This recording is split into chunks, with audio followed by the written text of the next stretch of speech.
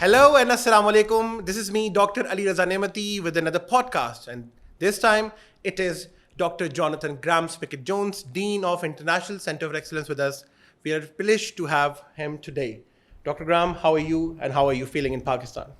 Alaikum salam, Dr. Ali. Thank you for inviting me to talk to you. I'm enjoying Pakistan. It's a lovely country and it's a great opportunity to see what's going on in a fascinating part of the world at just a moment of fast development and evolution. Great. So how did you find the weather, especially in September in Karachi right now? The weather's a bit warm for me, I'll be honest. You've probably seen me lose a couple of pounds over the last few days when we've been interacting and talking to each other. But it's not so warm that I can't enjoy it. I love a bit of sunshine, so I'm making plenty of vitamin D, I think. Yeah. That is great. I hope that spicy food is not adding to your heat internally. It's giving me lots of energy, I think. So, yeah, enough spice, probably as much as I can cope with some days, but it's good. It's good. I love the food. It's been wonderful. So, Dr. Graham, if I being very pertinent about the first question, why a person should choose UK's education over other countries? What may be the nuisance value that person may feel in getting UK's education? Well, that's a really complicated question because education is a very complicated process and it depends on who wants to be educated and in which direction they're trying to take their lives for education. But education is the passport to us all to enrich our lives. And I think the UK can claim a very deep and long heritage of education, going back hundreds of years. Then again, many countries can claim thousands of years of education, including the Islamic world, of course. But in the UK, we've got some great institutions, perhaps because of the wealth we made over the centuries, that the UK was particularly able to invest in the university structure at a critical time, which means that we've got a lot of very good universities. And people have beaten a path to our universities over the years. And that means that we have international communities in the UK. And students don't just get an education, they get an experience of mixing and becoming global citizens sometimes by studying in the UK, I think. So education, as Tony Blair said, it's got to be the passport to the future, and it's also got to be what we have to invest in to enable people to keep growing in a fast-moving and fast-paced economy in a global world where change is a constant given. Without the educational capabilities and the confidence to keep growing and facing new realities, we're not going to be successful in any walk of life as individuals or as countries. So Graham, I've seen your profile. You've got divulge of experience all across in corporate sector, in academics, right? So why have you chosen Pakistan to serve with your all experience to Pakistan, give it something back to Pakistan? Why have you chosen Pakistan with respect to your academic career with International Center for Excellence? Well, as you're kind to say, I've been very fortunate in my life. Been a couple of occasions when I've been at career pathways and I've wondered what to do next. And I've seen opportunities that I thought I'd like to do that. One of those was to be involved in a marketing career, and I had 10 years in the sector and thoroughly enjoyed that. And I think I was quite successful in helping to grow some quite good businesses that went on to make some people huge amounts of money as well. I wasn't investing in myself, of course, in that process. I was investing in the success of the business.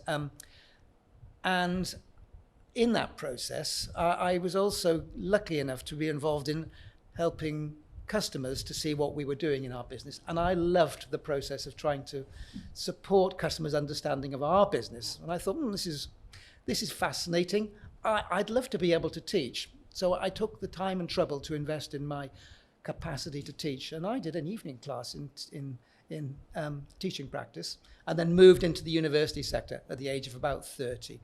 And I have spent, I think, a fortunate 30 years or so involved in education, which has given me a very rich range of experiences, as well as teaching young people and supporting their development and being challenged as I see the world around me changing and making sure they could keep growing. I've also been fortunate enough to be asked to travel quite a lot on behalf of my universities. And travel is a great way of broadening the mind, as education is. And I've been lucky enough to come to Pakistan before. And I can see the potential in this country. I can see the energy. I can see the entrepreneurial spirit in Pakistanis. And I also recognize the resources here are phenomenal. And it's at such an interesting nexus period of time in terms of the convolution of the capabilities to be able to see the future evolving when Pakistan is emerging as an economy with major investment coming into the country from the east at the moment. I see this as an ideal opportunity to be able to do something towards the end of my career, sadly, but for the next 5 years or so, to be able to help to support putting in place something that I can think makes a difference. I've enjoyed my life. I'd love to do something that left a bit of a legacy, and if I can do it with colleagues who I really like and like working with in Pakistan, then I'm here to do it. Well, it's very well summarized. And if I, being very candid to the listeners right now, that he said, of course, we need to be at the right place to be used at the optimum level. Unless we are not at the right place, we cannot be used as an optimum level. So again, Graham, another question to you. What value do you see in ICE, International Center for Excellence, that it offers to the students? Whether it's skill set, whether it's degree, we always talk about the mix of skill set and degree. So what kind of skill set a student needs to have in himself or herself to be employed? Gosh, Pakistan's got huge resources and riches. The natural resources are astonishing. I think this could be one of the major tourist industry centers of the world. But the other natural resource Pakistan has got is human resource, the ingenuity of people. We need to help to grow the capacity of the people in Pakistan and do it in a way which makes it affordable for people to gain recognition of what they've been qualified in and the confidence to be able to see themselves as global citizens with career pathways that can take them anywhere. And I think ICE is doing a very interesting job at offering students flexible pathways for study, affordable pathways for study, and courses of study which are internationally recognized and legitimate for any career path that students might want to take in the future. So this is important because, sadly, the economic situation in Pakistan makes it very difficult and expensive to go abroad. If we can make transnational education, if we can make it possible to study and to acquire qualifications, insights, skills, and the abilities to think in a way which will be able to add value to companies, then I think we can do that cost effectively here. And we can also open up pathways for students that might want to study abroad or might want to go and work abroad quite quickly. So if we give them qualifications which can open up opportunities to work, it's because the qualifications will have international recognition. If we want to give people the opportunity to go and study abroad, our qualifications are going to be recognized by good quality institutions in places like the UK and more broadly, and it gives students options and choices. So we're opening doors to opportunity by doing what we're doing here, and those doors are not open to everybody, so we're making those doors open in an affordable way, but also in a way we can be proud of, because we're doing something really important for the future of Pakistan. At some point, Pakistan is going to become a major economy. It'll only be that if we've got the skill set within the country. So it's a great opportunity for the students to reach the milestones they have set for in their respective minds. So if I ask you very candidly that, of course, students do ask us, of course, for the review regarding the infrastructure, for the facilities we do provide to the students. So you've seen the world, you've all across into universities of UK and other sectors. So if you rate the infrastructure, the student support, the labs, and the faculty you've seen as the Director Academics and the Dean for Academics in International Center for Excellence, what do you see that? How do you rate that? Well, I've had a very interesting career path for application here, I think. I've worked in some of the oldest and some of the most famous universities in the UK, quite big universities as well.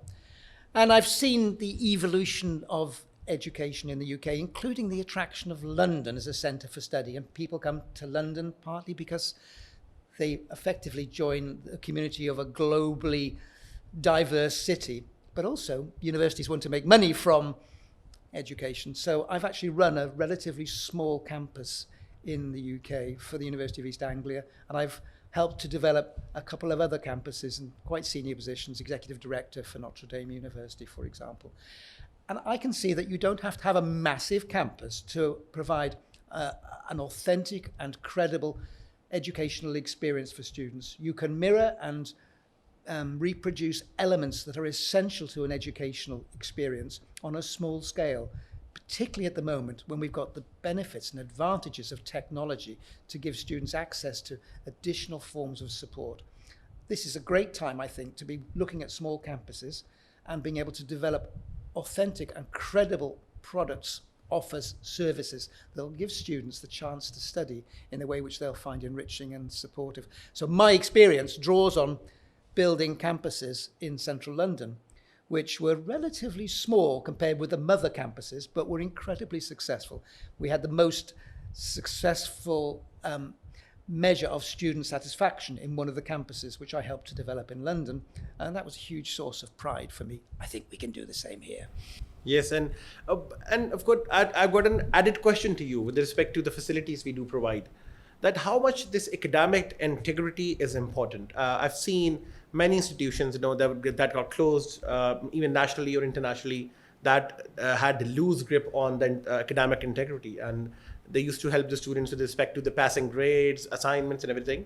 So if you just shed some light on this complete process of having an academic integrity and rate International Center for Excellence on that, being very precise. It's a great question, and we're not on this journey alone. We are on this journey in partnership with other organizations. We will not keep those partnerships intact unless what we do has deep integrity. So we have to challenge students. We have to be able to demonstrate that we've assessed students' capabilities and what they've been able to, the levels at which they're able to perform in such a way as our partners are comfortable and proud of what our students are achieving. Because students are not just working with us, studying with us, we're part of a community, but that community stretches beyond Pakistan. It stretches to places like the UK, where we have partner institutions which are awarding bodies working with us. This is not working in isolation. This is about having to be honest and credible for the sake of the students' qualifications, having some meaning in the outside world, and to keep our partners who are working with us happy that what we're doing is of a high standard. So quality assurance, as we tend to call it, to use the jargon, is essential to what we do. If we haven't got strong and credible qualifications, if we're not assessing students in such a way as to be able to make sure that they're demonstrating the standards and performance that is expected, then we shouldn't really be here at the end of the day. That's part of our role, really. Yes, and some of the students, have some self-doubts as a Pakistani student, of course, going abroad and even studying in Pakistan. So if you compare students of Pakistan and compare the students of other countries as well, do you find anything that is missing in Pakistani students, or the energy is missing, or maybe anything is missing? Because you need to give a message to the students, of course, that the passion they need to bring in themselves with respect to the education and the energy they need to have to bring in the change. Gosh, well, I've supported students from all around the world. We've often had more than 50 nationalities on the campuses where I've worked and taught and helped to support the development of programs. And there are certain cultural characteristics which different groups of students tend to bring, but we're a group of individuals when we study, and of course any organization helps to foster its own value system. So I wouldn't want to stereotypically characterize Pakistani students as having one particular feature and character which is different from anybody else's. But I have noticed that Pakistan students tend to have very good vocabulary. They tend to have entrepreneurial skills. Sometimes they lack a little bit of confidence in themselves. Yeah. And sometimes they need to be nurtured to recognize that they know as much as they do know, and to have the confidence to be able to test out their knowledge and to challenge other people. So I've noticed that sometimes Pakistani students are slower to ask you questions until they've heard somebody else ask a question. But they're often some of the most gifted students that I've taught. And this is because, I personally believe that, of course, in my humble capacity as a student of social psychology, they've got self-doubts, and that leads to loss of prestige. They feel like, they'll lose some prestige if they said, of course, why are you asking a question, or you're wrong in the class? Because this kind of an environment they've come up from. In Pakistan, in our school level and in even intermediate level, we are not appreciated to be asking questions. This is the reason why this has created self-doubts, and you are absolutely right for pointing out that, of course, sometimes Pakistani students may lose confidence while asking questions. So please kindly listen that we need to have self-belief. We are at par with respect to all everything with respect to other nationalities and countries. So, Graham, another question to you.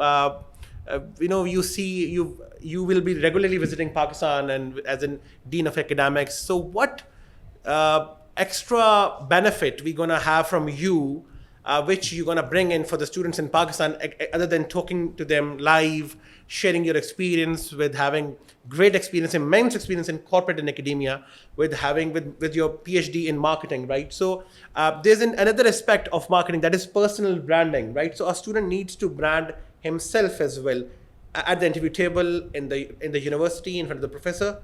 So what kind of a mix of expertise you're gonna put on table for a student to excel? If we're successful, we will have what we tend to regard of, I suppose, as being, it's a bit of a cliche, but student-centered learning.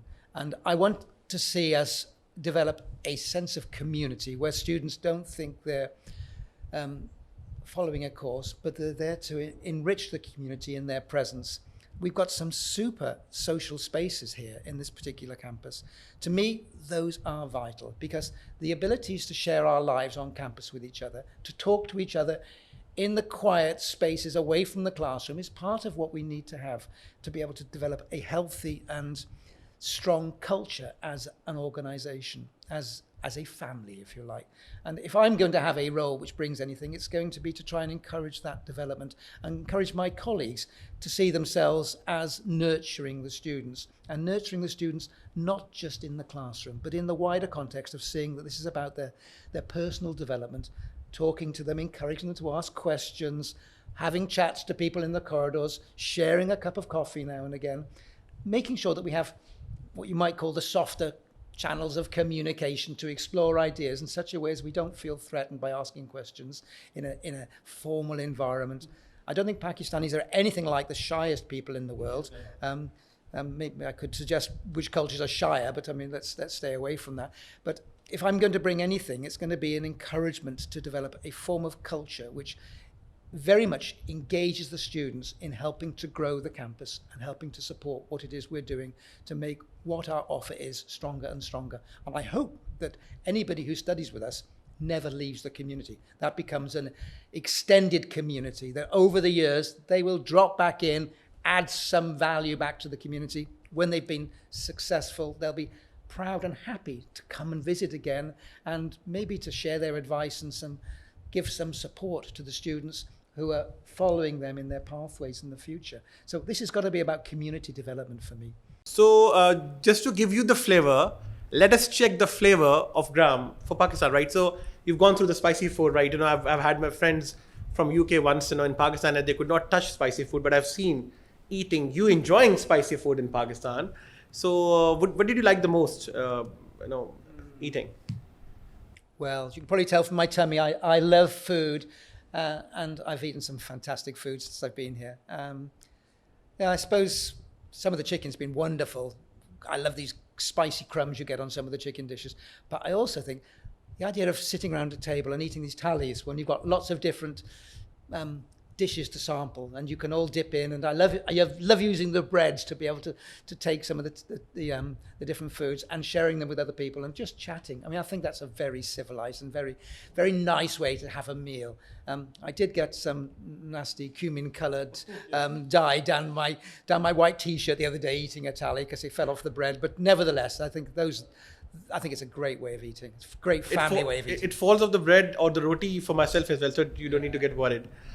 So I've got another question for you with respect to the culture, right? You may see in media internationally, of course, you've gone through the world, right? Of course, do not visit Pakistan, do not go Pakistan, do not meet Pakistanis, right? I've seen that, right? People may have some fear traveling to Pakistan.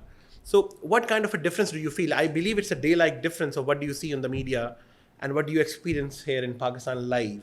I think there's a very different external view of Pakistan, but that comes from the threats that there are in the world and the anxieties about warfare and borders. But when you're here, you get welcomed with very open arms by people in Pakistan. And I'm not sure there is a negative image of Pakistan, but I think it's not seen as a country which is easily accessible. So I think the borders are seen as quite challenging to be able to cross for people. But I don't think people are afraid to come to Pakistan. I just don't think we make it easy enough for people to come here yet.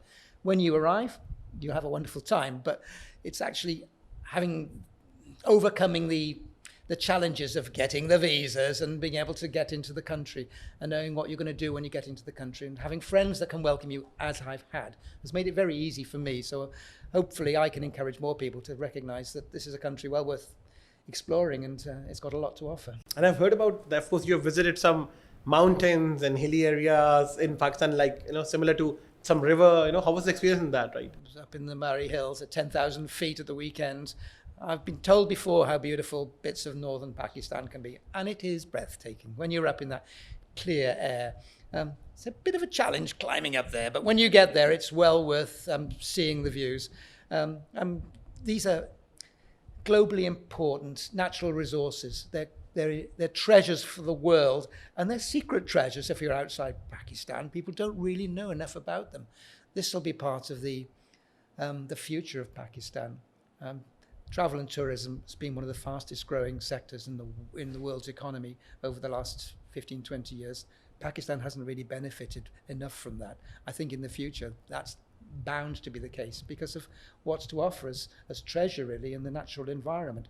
Anyway, I've been lucky enough to see some of it at the weekend, and it was wonderful, and I can't wait to go back and see a bit more of it, even though some of the treks were quite challenging at times. I had somebody with me who had to take a horse at one point. I'm glad to say I kept going with my two legs. And I'm glad, of course, I didn't accompany you that day, right? Otherwise, I could be taking 2 horses maybe. Okay, so in the end, I would like to thank you, Graham, for your time. We are honored to have you here. And let us pick a word from what Dr. Graham Spickett Jones has spoken right now. That is future for Pakistan. So you all need to be the future of Pakistan, and together we can make a difference in the growth of Pakistan and yourself. Thank you so much.